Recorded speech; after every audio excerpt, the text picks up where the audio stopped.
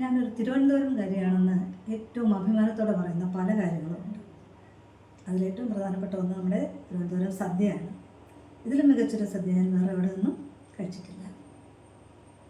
Welcome to Beena secret flavours. ഇന്ന് നമ്മൾ ചെയ്യാൻ പോകുന്നത് നമ്മുടെ ഓണസദ്യ സീരീസിലെ 4ാമത്തെ വിഭവമാണ്. അതായത് നമ്മുടെ തിരുവനന്തപുരത്തുകാരുടെ സ്വന്തം ബീട്രൂട്ട് പച്ചടിയാണ്. അപ്പോൾ ഈ പച്ചടി പെട്ടെന്ന് എങ്ങനെയാണ് ഉണ്ടാക്കുന്നത് നമ്മൾ നോക്കാം. അതിനു മുൻപ് ഒരു കാര്യം കൂടിയുണ്ട്.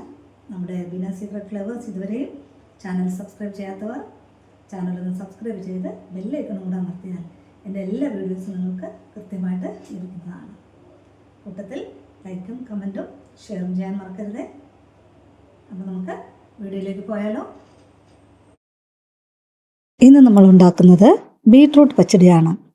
അത് എളുപ്പത്തിൽ എങ്ങനെ ഉണ്ടാക്കാമെന്ന് നമുക്ക് നോക്കാം. ഞാനിവിടെ ഒരു 15 പേർക്ക് വിളമ്പാവുന്ന അളവിലാണ് ഇന്ന് പച്ചടി ഉണ്ടാക്കുന്നത്.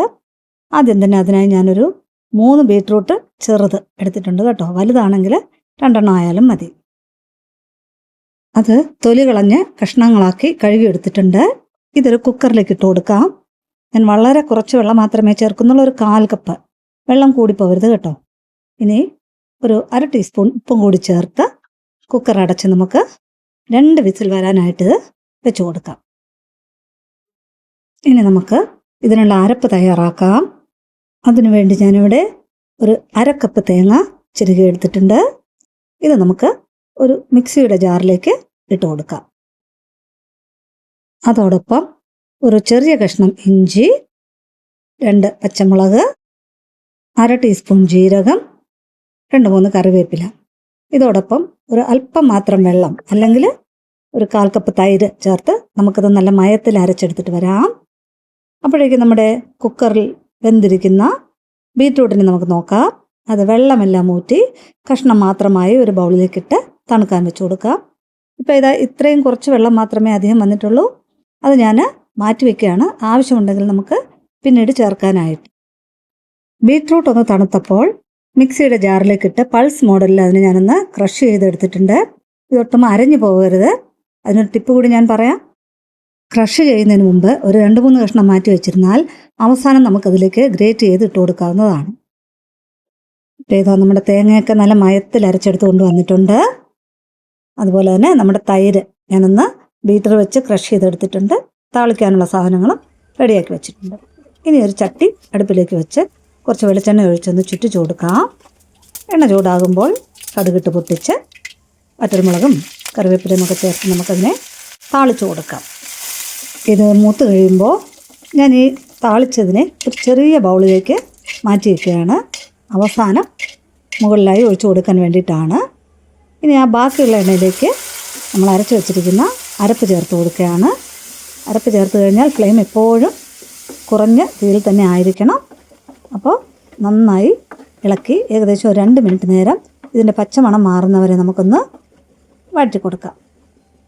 അപ്പോൾ നമ്മുടെ അരപ്പ് ഏകദേശമൊക്കെ ഒന്ന് ചൂടായി വന്നിട്ടുണ്ട്. ഞാനൊരു 1/2 ടീസ്പൂൺ ഉപ്പ് ചേർത്ത് കൊടുക്കുന്നുണ്ട്.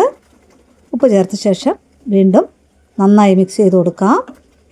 ഒരുപാട് വലിയ തീയിൽ തിളവരാതെ പ്രത്യേകം ശ്രദ്ധിക്കണം. ഇനി നമുക്കിതിലേക്ക് നമ്മൾ ക്രഷ് ചെയ്ത് വെച്ചിരിക്കുന്ന ബീട്രൂട്ട് ചേർത്ത് കൊടുക്കാം.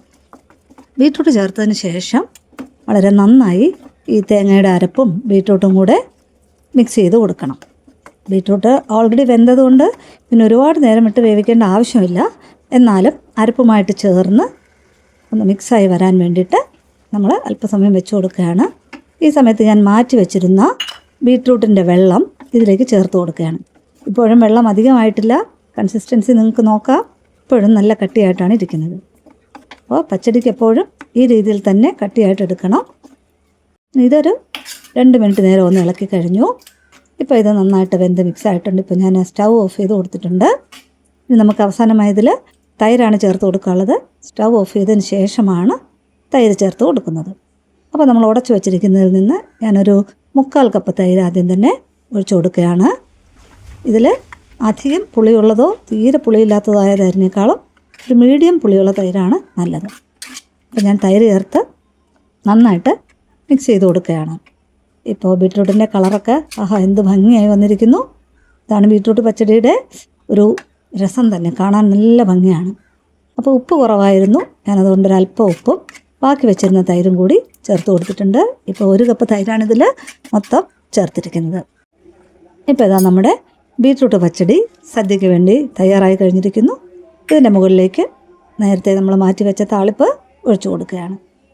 അപ്പോൾ ബീറ്റ്റൂട്ട് പച്ചടി നല്ല ഭംഗിയായിട്ട് വന്നിട്ടുണ്ട്. ഇനി ഇത് വിളമ്പാനായി ഒരു ബൗളിലേക്ക് മാറ്റി കൊടുക്കുകയാണ്. അപ്പോൾ നിങ്ങളും ഇത് ചെയ്തു നോക്കുമല്ലോ. നമ്മുടെ ഈ പച്ചടി വടക്കൻ ജില്ലകളിലൊക്കെ സദ്യയിൽ വിളമ്പാറുണ്ടോ എന്നെനിക്കറിയില്ല. ഉണ്ടെങ്കിൽ നിങ്ങളുടെ കമൻറ്റുകളായിട്ടൊക്കെ അറിയിക്കണം. ഇപ്പം നമ്മുടെ പച്ചടി നോക്കൂ, നല്ല ഭംഗിയായിട്ട് വന്നിട്ടുണ്ട്.